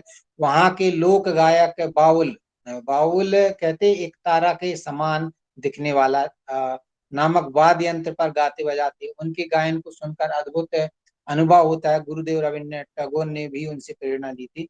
तो इसी प्रकार से हमारी जो मातृभाषाएं हैं धीरे धीरे जो लुप्त प्राय हो रही, तो उसको ध्यान में रखकर यूनेस्को ने भी 21 फरवरी को भाषाई और सांस्कृतिक विविधता तथा बहुलता के विषय में जागरूकता को बढ़ावा देने के लिए अंतर्राष्ट्रीय मातृभाषा दिवस मनाना शुरू किया। और इस प्रकार से जो है विश्व में 7,000 से जो अधिक भाषाएं हैं, जिसमें सिर्फ भारत में ही जो हमारी 22 आधिकारिक भाषाएं हैं।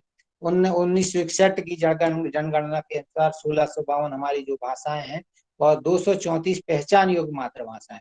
तो संयुक्त राष्ट्र संघ के अनुसार हम देखें तो हर 2 हफ्ते में एक भाषा जो है गायब हो रही है और दुनिया की एक पूरी संस्कृति और बौद्धिक विरासत को खो देती है। तो वैश्वीकरण के दौर में बेहतर रोजगार के अवसरों के लिए विदेशी भाषा सीखने की होड़ मातृभाषाओं के लुप्त होने के पीछे का एक प्रमुख कारण भी बनता जा रहा है। वो दुनिया में बोली जाने वाली भाषाओं में से लगभग 43% भाषाएं लुप्त प्राय है। और इसी को ध्यान में रख करके जब मैं अमरकंटक विश्वविद्यालय में था तो हमने गोंडी, बेगानी, पनिका इन भाषाओं की जो इस पर इनका शब्दकोश भी तैयार किया और ग्रामीण क्षेत्रों में जाकर के उन भाषाओं को जिंदा रखने का प्रयास भी किया। और अभी उस वहां पर एक 5 करोड़ का भारत सरकार का प्रोजेक्ट भी चल रहा है, जिसमें जो आदिवासी भाषाएं जो लुप्त प्राय हो रही हैं और वहाँ की जो समाज संस्कृति की जो बात है, उनके जो लोकगीत हैं जो अलिखित थे उनको लिखित करके और उनका जो नृत्य है, जो गान है, उनको सबको संरक्षित करने का काम वहाँ पे जो है प्रोफेसर दिलीप जी कर रहे हैं। तो कहीं ना कहीं हम सबको इस तरफ ध्यान देना पड़ेगा और जब ही हमारी भारतीय भाषाएं, हमारी जो मातृभाषाएं वो बच पाएंगी। तो वैश्विक आबादी के लगभग 40% लोगों ने ऐसी भाषाओं में शिक्षा प्राप्त नहीं की जिसे वे बोलते या समझते, 40%।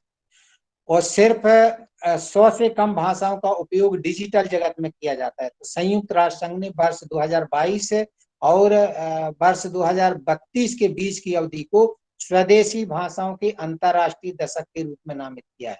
और इसके पहले संयुक्त राष्ट्र जो महासभा है 2019 को स्वदेशी भाषाओं के अंतर्राष्ट्रीय वर्ष के रूप में घोषित किया था। और हाल ही में घोषित जो हमारी जो राष्ट्रीय शिक्षा नीति 2020 में मातृभाषाओं के विकास पर अधिकतम ध्यान इसीलिए दिया भी जा रहा है क्योंकि उनका जो है लुप्त प्राय हो रही है।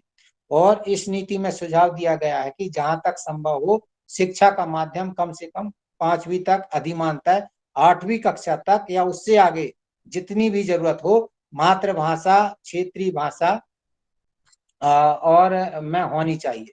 तो मातृभाषा में शिक्षा दिए जाने से यह जो छात्रों को उनकी पसंद के विषय और भाषा को सशक्त बनाने में मदद भी मिलेगी। और वह भारत में मातृभाषा समाज के निर्माण, नई भाषाओं के सीखने की क्षमता आदि में भी मदद इससे मिलेगी।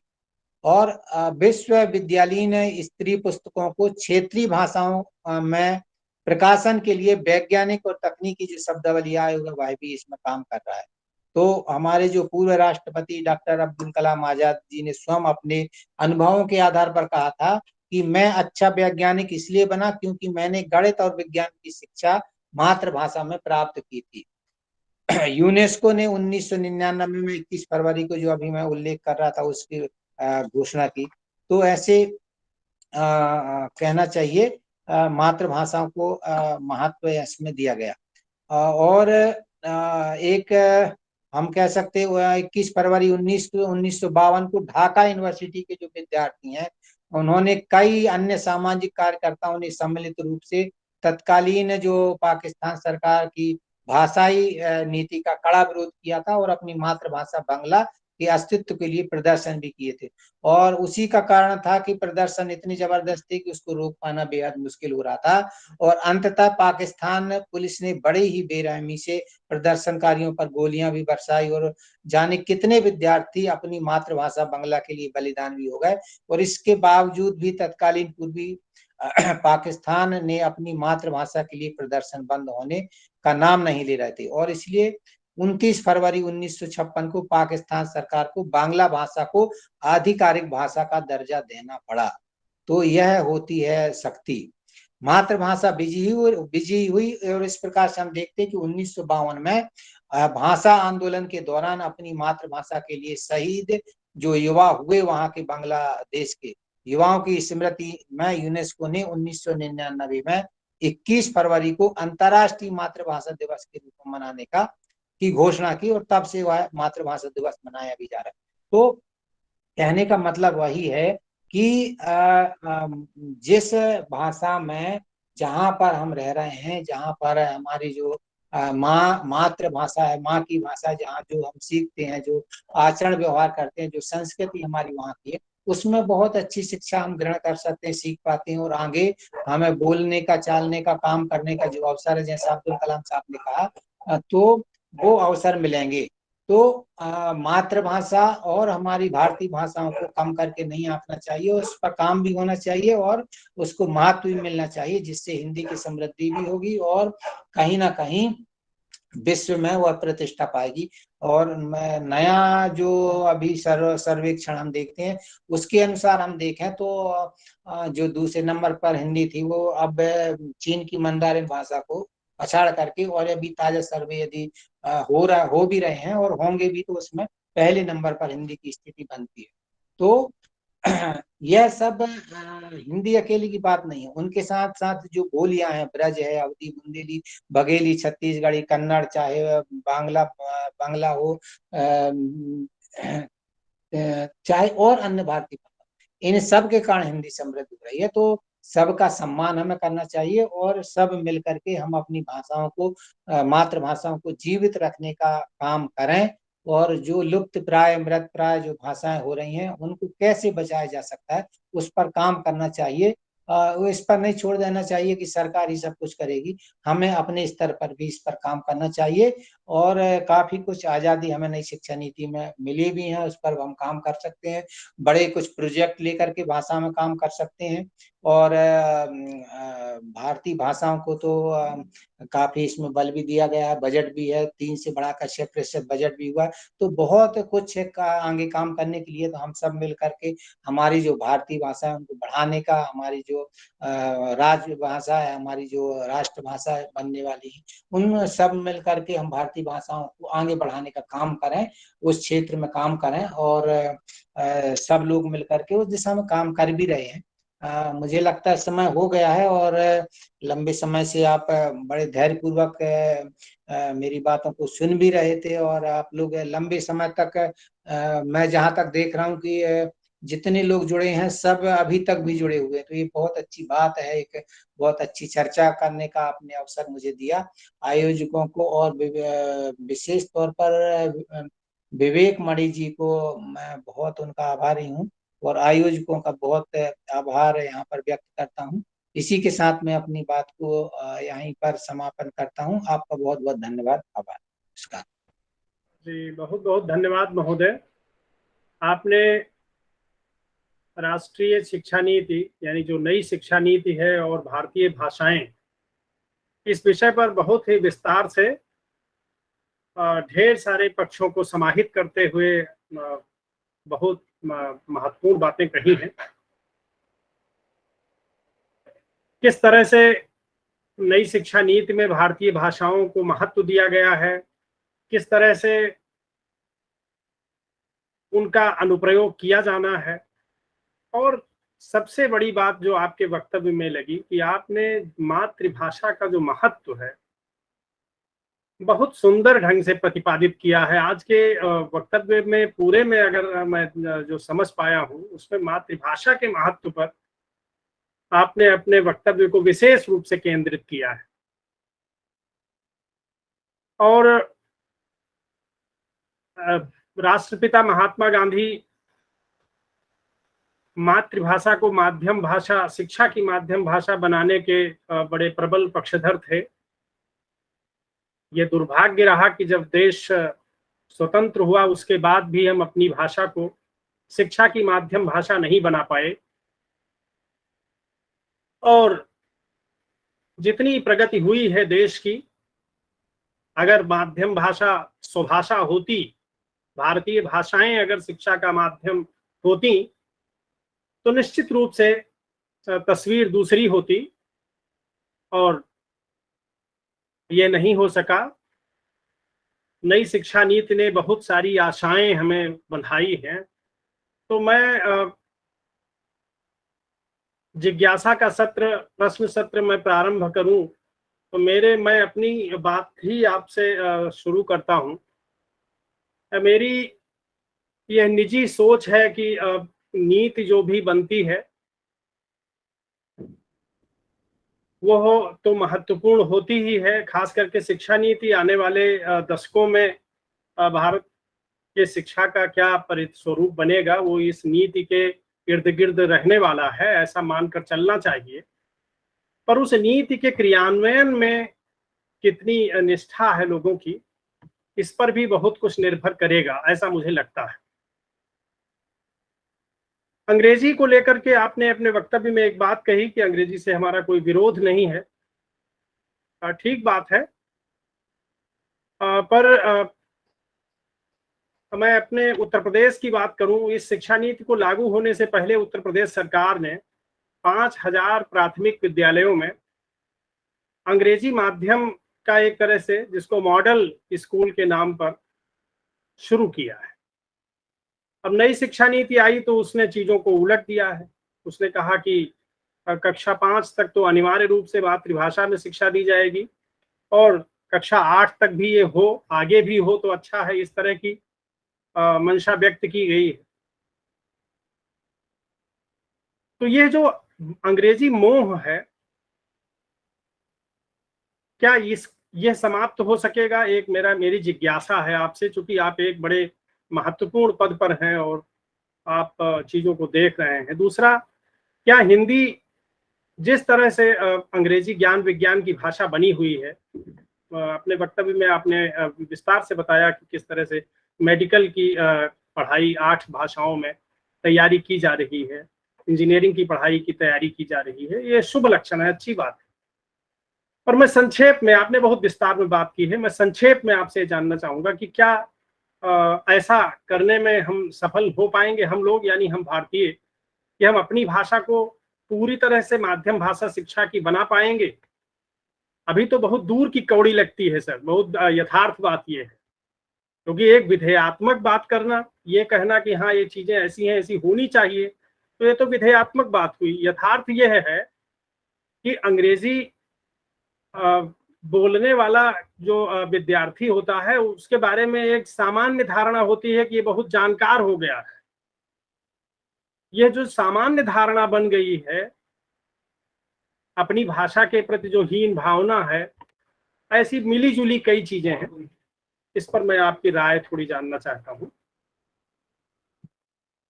जी जी, धन्यवाद धन्यवाद जय शर्मा जी। बिल्कुल, बहुत अच्छी बात आपने कही है। और ये तो निश्चित तौर पे है कि यदि 2 शब्द आप अंग्रेजी के बोलते हैं तो फिर लगता है कि आपसे बड़ा विद्वान कोई नहीं है, और वो जो हीन भावना है उससे लोग ग्रसित हो जाते हैं जो कहीं ना कहीं अंग्रेजी नहीं जानते हैं।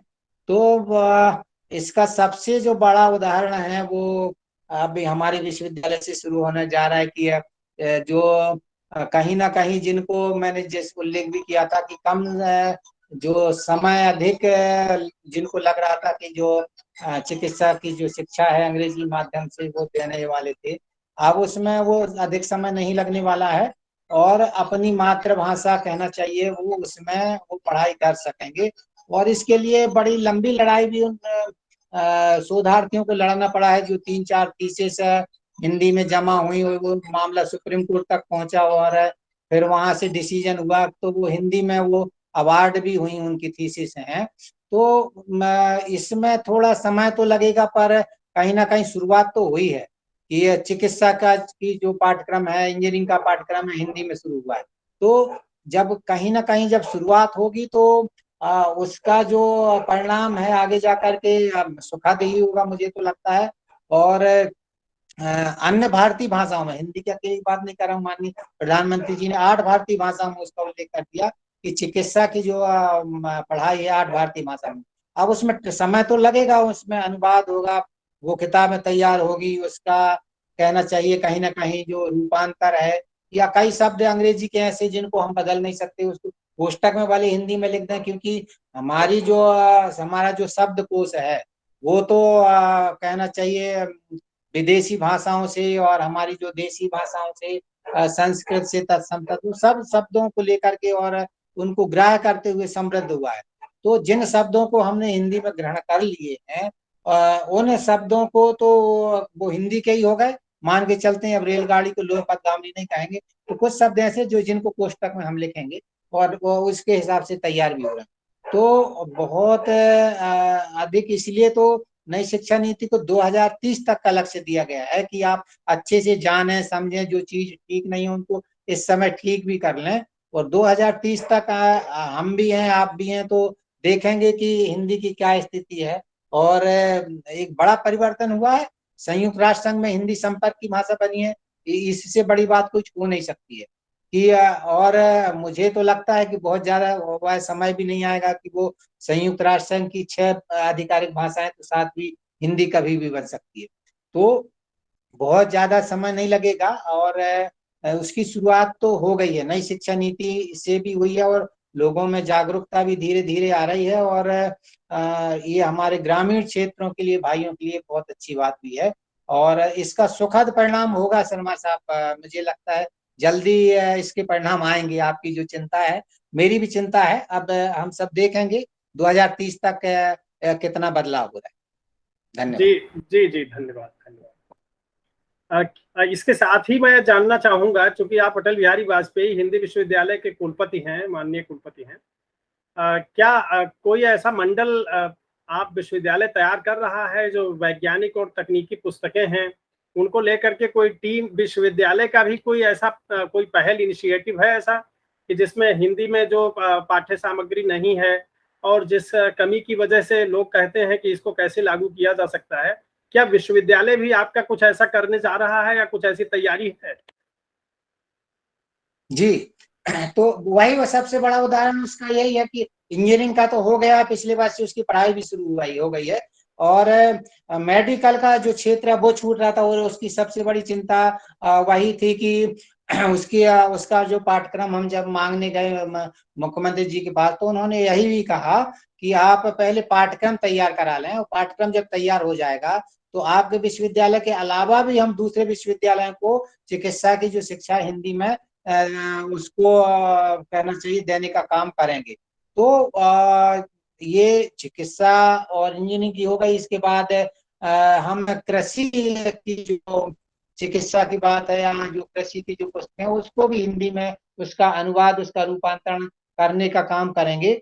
और जितने ऐसे कोई और नए विषय भी आते हैं, कहीं से मांग होती है, तो वो सब काम हम मिलकर के करेंगे। और मुझे लगता है केंद्रीय हिंदी निदेशालय और शब्दावली आयोग इन पर काम तो कर ही रहा है और इनके साथ मिलकर भी, और जहां जो मांग होगी उसके अनुरूप हम काम करेंगे। और हिंदी के क्षेत्र में तो के लिए तो वो विश्वविद्यालय ही बना है और उसके लिए हम काम भी कर रहे हैं। अभी 1 सितंबर माह में पूरा माह हम हिंदी को समर्पित हमारा रहेगा, जिसमें हमारे जो कहना चाहिए प्रशासनिक संस्थान है, प्राइवेट यूनिवर्सिटियां हैं, शासकीय संस्थान है, शासकीय विश्वविद्यालय, सब में हम इसका निरीक्षण, परीक्षण और सर्वेक्षण करने जा रहे हैं कि हिंदी का कितना काम हो रहा है और अंग्रेजी कहाँ पर है, उसको भी देखने का काम हम करेंगे।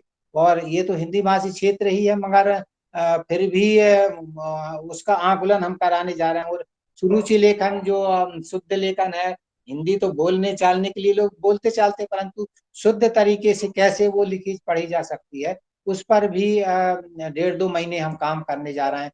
हमारे जो कहना चाहिए एजेंसी के जो कर्मचारी हैं या हमारे जो विश्वविद्यालय में जो लोग पढ़ रहे हैं, वो कंप्यूटर कैसे हिंदी में उस पर काम कर सकते हैं अंग्रेजी की जगह पर, ये और हिंदी कैसे अच्छी सीख सकते, तो इस पर लगातार हम काम कर रहे हैं। और मुझे तो अभी तो मुझे 1 साल इस 30 तारीख को होगा।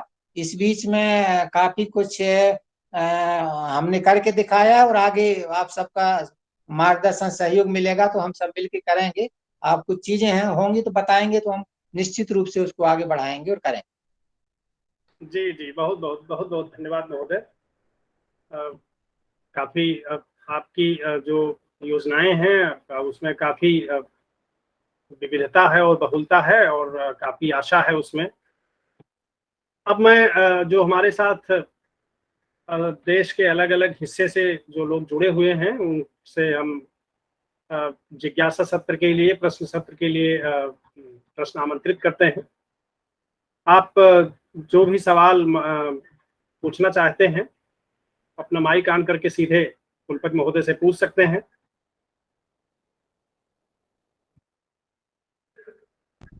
नमस्कार सर, मैं कर्नाटक से लोकेश बात कर रहा हूँ। जी स्वागत। सर, हमारे यहाँ इस तरीके की व्यवस्था हो गई है, नई शिक्षा नीति को लागू करने वाला भारत का पहला राज्य हमारा कर्नाटक है। तो यहाँ पे ऐसी व्यवस्था की गई कि बच्चों की इच्छा को अनदेखी कर जो प्रांतीय भाषा है उसको मातृभाषा कहकर कन्नड़ को अनिवार्य रूप से उच्च प्रावधान दिया गया है। इसकी वजह से क्या हो रहा है कि जो हिंदी को अपनी मातृभाषा के रूप में पढ़ते हैं और भारत के अन्य राज्यों से जो आके हमारे कर्नाटक में अपने जीवन यापन को कर रहे हैं, उन बच्चों को बड़ी दिक्कत हो रही है। और जो 12वीं तक हिंदी पढ़ता था वो बच्चा, उसको अनिवार्य रूप से 12वीं में हिंदी को छोड़कर कन्नड़ को पढ़ना अनिवार्य हो रहा है। कर्नाटक में इस विषय में बहुत चर्चा हुई और हाईकोर्ट से इसके बारे में बातचीत भी की गई। तो हाईकोर्ट ने भी आदेश दिया है कि नहीं, एक ही भाषा को अनिवार्य नहीं किया जाता, परंतु आज भी कर्नाटक के रायचूर विश्वविद्यालय और गुलबर्गा विश्वविद्यालय में कंपलसरी कन्नड़ को पढ़ना है। तो इसके बारे में आप कुछ कार्य करेंगे तो हमारे कर्नाटक के हिंदी भाषा प्रेमियों को सुखद अनुभव होगा, राष्ट्रीय शिक्षा नीति का हमें भी अच्छे से उपयोग होगा, ऐसी मेरी आशा है। धन्यवाद। जी जी, बहुत अच्छा प्रश्न है आपका। और नहीं, ये तो 5वीं कक्षा तक अनिवार्य होगा, बाकी तो उसके स्वेच्छा के ऊपर रहेगा कि वो किस भाषा में पढ़ाई कर रहा है। 5वीं कक्षा तक है तो 5वीं कक्षा तक तो मातृभाषा में पढ़ सकते। बाकी मुझे नहीं लगता कि हिंदी कर्नाटक में कमजोर है। जब मैं तो वहाँ लगभग रहा हूँ, देखा भी हूँ, वहाँ पर बहुत अच्छी कन्नड़ मुझे नहीं आती, पर वहाँ बहुत अच्छी हिंदी लोग जानते समझते हैं।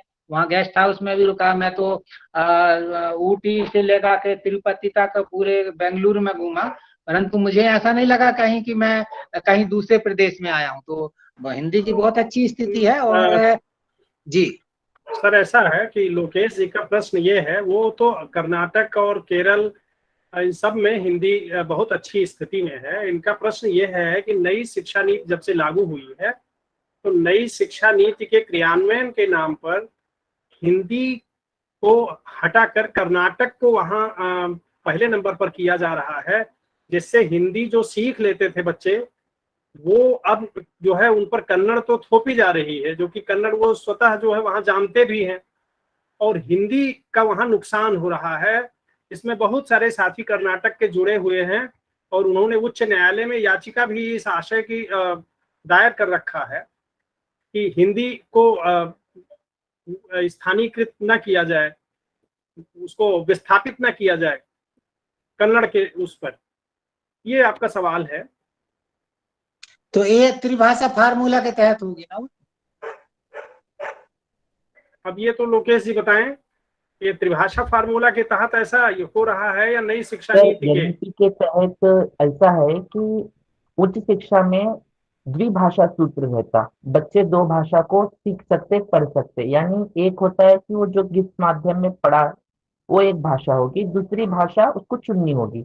लेकिन कर्नाटक में यहाँ ऐसा हो रहा है कि वो तो बच्चा अंग्रेजी को माध्यम के रूप में पढ़ते हैं, इंग्लिश मीडियम के बच्चे, और दूसरी भाषा चुनने के अवकाश की जगह उनको क्या है, कन्नड़ थोपा जा रहा है बेसिक कन्नड़ सीखना ही है, तुम जैसे भी हो, कहीं के भी हो, नहीं तुम्हें कन्नड़ ही पढ़ना है। ऐसा अनिवार्य रूप से हाईकोर्ट के आदेश का भी उल्लंघन करते हुए रायचूर विश्वविद्यालय, गुलबर्गा विश्वविद्यालय से मैं जुड़ा हूँ, तो वहां पे ऐसी कन्नड़ को थोपने का कार्य हो रहा है वैसे।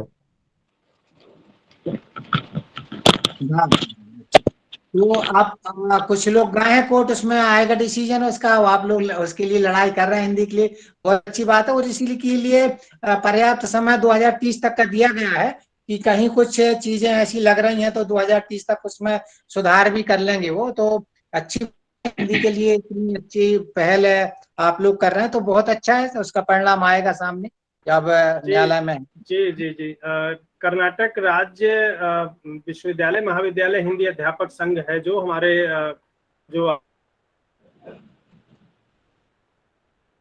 जो हमारे मित्र डॉक्टर एस ए मंजुनाथ जी हैं, अब उनके साथ मिल करके पूरा वहाँ का जो हिंदी अध्यापकों का समुदाय है वो इस लड़ाई को लड़ रहा है।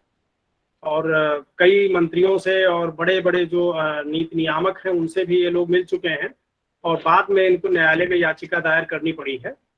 तो आपने ठीक कहा कि जब न्यायालय में लंबित है और अभी जब कोई नीति जब लागू होती है तो उसमें कुछ ऐसे इफ बट आते हैं, नमूना चाहते हैं, वो समाप्त होंगे निश्चित रूप से। नमस्कार सर, जी मैं डॉक्टर स्वागत Deepa doctor Deepa Antin, Sangolli Rayanna constituent college से बेलगाम कर्नाटक से बात कर रही हूँ सर। जी जी जी स्वागत है जी। जैसे लोकेश जी ने अभी बताया कि त्रिभाषा सूत्र तो हाई स्कूल के लिए तो है सर, वहाँ पे तो कुछ हटाया वटाया नहीं है, सब कुछ हिंदी बहुत ही अच्छी तरह से वहाँ पे पढ़ाई भी जा रही है और बहुत अच्छी तरह से वहाँ पे वो उसका पालन पोषण भी हो रहा है। मगर जैसे ही डिग्री कॉलेज में बच्चे आते हैं, तो जैसे ही मैंने डिग्री कॉलेज ज्वाइन किया है, वहाँ पे भी यही प्रॉब्लम था। रानी चन्नम्मा यूनिवर्सिटी का कॉन्स्टिट्यूएंट कॉलेज है सर, ये संगोली रायण्णा कॉलेज। ये इसमें भी इन्होंने अनिवार्य रूप से बच्चों को बोला था कि उनको ऑप्शनल कन्नड़ा लेना ही है। तो जब मैं हिंदी प्राध्यापिका के रूप में वहां पे काम करने लगी हूँ, तब से मंजुनाथ सर जी जानते हैं डॉक्टर पवार सर जी को, जो आरपीडी महाविद्यालय के हिंदी विभागाध्यक्ष है, उनसे बात हुई तो उन्होंने बेंगलुरु जाकर तिम्मेगौड़ा जी से बात करके उसके बाद में इन्होंने जो विश्वविद्यालय ने जो कोर्ट की उल्लंघना करते हुए बच्चों को इन्होंने विषय थोपा है सर, इसको इन्होंने हटाने का प्रयास किया है। अभी जाकर जो बच्चे अब एडमिशन ले रहे हैं, उन बच्चों को इसकी अनिवार्यता नहीं झेलनी पड़ रही है सर। इनको बोला गया है कोई भी 3 भाषाओं में, हिंदी, कन्नड़ और अंग्रेजी में किसी 2 भाषाओं को आपको चुनना पड़ेगा। तो ये बच्चों पर निर्भर करता है कि वे कौन सी भाषाएं पढ़ना चाहते हैं, तो इस पर निर्भर है सर। तो कई कॉलेजेस, कई विश्वविद्यालय अभी भी वो कोर्ट का उल्लंघन किए हुए ही हैं, और जब बच्चे पूछने जाते हैं, जब प्राध्यापक पूछने जाते हैं, हम लोगों को बोला जाता है ये मैं कुछ कर नहीं सकता, चांसलर को बोलिए, वाइस चांसलर को बोलिए, विश्वविद्यालय को जाइए, वहां पे आप लड़ाई कीजिए, हम कुछ नहीं कर सकते, मैं प्राचार्य हूँ, मेरे हाथ बंधे हुए हैं, मैं कुछ नहीं कर सकता। इस तरह से बच्चों को, और जब एडमिशन के टाइम पे सर, जब एडमिशन लेते हैं तब भी बच्चों को, इस बार यूयूसीएम आ गया है तो इसके तहत बच्चे खुद ही फॉर्म भर रहे हैं सर। इसमें इसमें मैं आशा करती हूँ इस बार हिंदी की छात्र छात्राएं इस बार ज्यादातर मेरे ही कक्षा में रहेंगे। मगर जिस लास्ट ईयर की जब बात की जाती है तो देखा जाएगा कि उसमें सभी, जब एडमिशन में बच्चे आते थे, नहीं आपको हिंदी अनिवार्यता से लेना ही पड़ेगा, तो एडमिशन के समय ही उनको कन्नड़ अनिवार्य रूप से लेना पड़ेगा करके उनको कन्नड़ थोपा जाता था सर, जिसकी वजह से बहुत सारे बच्चे 3-3 डिवीजन कन्नड़ा के हैं, 4-5 बच्चे हिंदी में रहते हैं सर। ये बहुत ही श्लाघनीय विषय बन रहा है सर कर्नाटक में। तो इसके लिए थोड़ा आपकी ओर से भी कुछ उनको नोटिस वगैरह मिल जाएंगे तो और बहुत बढ़िया रहेगा सर। जिस तरह से लोकेश जी ने बताया, बिल्कुल सही बताया सर, बच्चों को ये झेलना पड़ रहा है। धन्यवाद सर। थोड़ा इस विषय में थोड़ा विस्तार से आप लिख के कुछ भेजेंगे तो मैं थोड़ा वहाँ महामहिम जी से भी थोड़ा बात करूंगा, क्योंकि वो अभी गया था तो उनसे मिलके भी आया था। ये जानकारी में विषय था नहीं मैंने उस समय। और जो आप लड़ाई लड़ रहे हैं उसका परिणाम कहीं ना कहीं आपको तत्काल मिला भी है कि कहीं ना कहीं हिंदी को भी उसमें सम्मिलित किया गया है त्रिभाषा फार्मूला के तहत, तो अच्छे परिणाम आएंगे। लोकेश जी, मुझे लगता है आप ही कुछ आपका प्रश्न का हल दीपा जी ने कुछ दिया है, और इसी के आधार पर आगे भी दूसरे विश्वविद्यालय में उसका लाभ मिलेगा।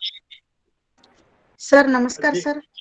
जी जी, स्वागत है जी रमाबाई जी। हाँ सर, सर मेरा अभी मैडम जी ने जो कहा है उससे मैं बहुत सहमत हूँ, लेकिन हमारे इधर गुलबर्गा यादगीर डिस्ट्रिक्ट में वो समस्या बहुत हो रही है सर, क्योंकि छठी से लेके 8 तक त्रिभाषा सूत्र पढ़ते हैं बच्चे, लेकिन 9वीं कक्षा से क्या है ऑप्शनल रख दिया गया है सर। वो छात्र 9वीं कक्षा में हिंदी ले सकता है या फिर ग्राफ्ट वगैरह ले सकता है सर। इस वजह से क्या है, बच्चे ज्यादातर हिंदी के प्रति भाषा सीखने के प्रति नहीं जा रहे सर, वो क्योंकि ऑप्शनल सब्जेक्ट की ओर जा रहे हैं सर। तो कहीं ना कहीं भाषा हमारे इधर पीछे पड़ रही है सर। इस वजह से मेरी भी बहुत मन दुखी होता है कभी कभी, क्योंकि हिंदी राष्ट्रभाषा के रूप में माना जाता है, सभी जगह बहुत हिंदी अच्छे से बोली जाती है और बच्चे पढ़ते भी है मन लगाकर। लेकिन क्या है 9वीं कक्षा से वो ऑप्शनल दिया गया है सर। सो इस समस्या का भी परिहार कीजिए सर। जी तिवारी जी, धन्यवाद। गुलबर्गा केंद्रीय विश्वविद्यालय की बात तिवारी करें क्या?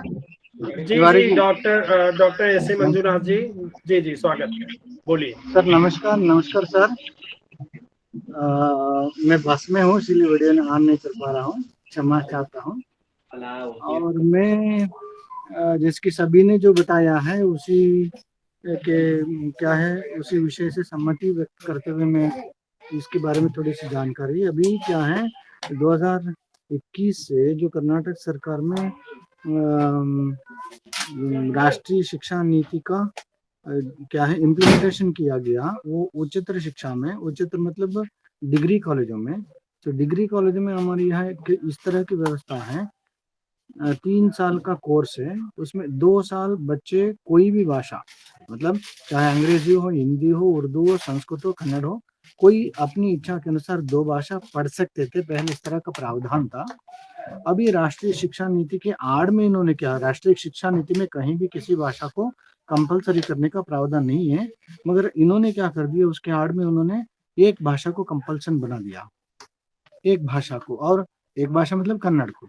और दूसरी भाषा के रूप में बच्चे नॉर्मली क्या करते हैं, दूसरी भाषा के रूप में बच्चे हो या अभिभावक हो या अध्यापक हो अंग्रेजी पढ़ने के लिए प्रोत्साहित करते हैं और बच्चे भी अंग्रेजी ले लेते हैं। और उस संदर्भ में वहां पर पहली भाषा कन्नड़ है, दूसरी भाषा के रूप में वहां पर अंग्रेजी हो जाएगी, और उस स्थान पर क्या है हिंदी हो, संस्कृत हो, उर्दू हो, आदि भाषाएं समाप्त हो जाएंगी। तो हमने इसके संबंध में बहुत से मंत्री, इस तरह के सभी लोगों से हमने मुलाकात की, रिक्वेस्ट किया, और उसके बाद वो नहीं माने, और उसके बाद हम कोर्ट में गए। कोर्ट ने सेंट्रल गवर्नमेंट को यह एफिडेविट लिखा कि मैंने ये जो सूचना दी कि इसके संबंध में आप अपने एफिडेविट भेजिए। तो उसके बाद वहां से एफिडेविट आया हुआ है, there is no compulsion of any language, किसी भाषा को कंपल्सन करने का कोई प्रावधान नहीं, ऐसा कोर्ट से भी, मतलब सेंट्रल गवर्नमेंट से भी एफिडेविट आया हुआ है सर। अभी कोर्ट में मामला क्या है, अभी स्टे कर दिया है उस इम्प्लीमेंटेशन को, अभी फाइनल जजमेंट आना है, तो इसके संबंध में हम प्रयास कर रहे हैं। आज भी बेंगलुरु में एक संगोष्ठी हुई थी, उसमें अनिल शर्मा जोशी जी और उसके बाद बीना शर्मा जी सभी आए हुए थे, वहां पर भी इस विषय के संबंध में चर्चा हुई है, बात हुई है। तो इस तरह हम आगे प्रयास कर रहे हैं सर, ये आपकी जानकारी के लिए बता रहा हूँ सर। धन्यवाद सर। जी धन्यवाद। तो मित्र डॉक्टर एस ए मंजूनाथ जी ने क्या प्रगति हुई है और क्या वस्तु स्थिति है, दोनों प्रस्तुत किया।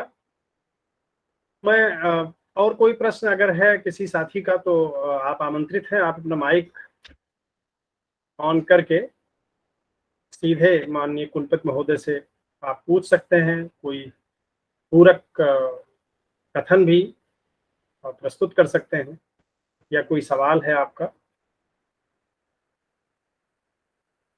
जी सर, मैं एक जिज्ञासा शांत करना चाहता हूँ। जी जी जी, देखिए परिचय करा दूं, आप चीन से देखिए जुड़े हुए हैं हमारे साथ डॉक्टर विवेक मणि त्रिपाठी जी, और इस श्रृंखला में आप अपना वक्तव्य भी दे चुके हैं, और आपके ही सौजन्य से आज का ये मुख्य जो कुलपति जी का जो वक्तव्य मिला है।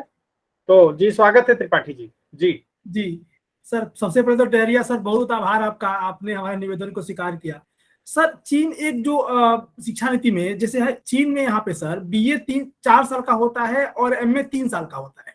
बीए 3 साल में सर क्या होता है, 4 साल में 3 साल विद्यार्थी पढ़ता है और चौथे साल के फर्स्ट सेमेस्टर में वह एक छोटा सा शोध पत्र लिखता है और दूसरे सेमेस्टर में वो कहीं काम करने का जाकर अनुभव लेता है।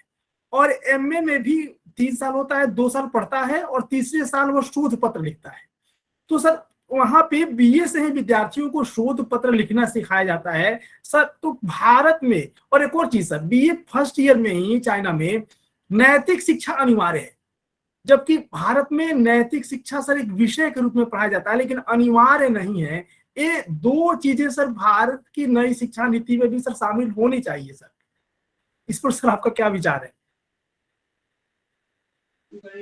बहुत अच्छा प्रश्न विवेक मणि जी। और आप प्रश्न क्या है, आप अपने सुझाव वहीं से चीन से भेज सकते हैं भारत सरकार को, इसके लिए तो बहुत एक अच्छा है।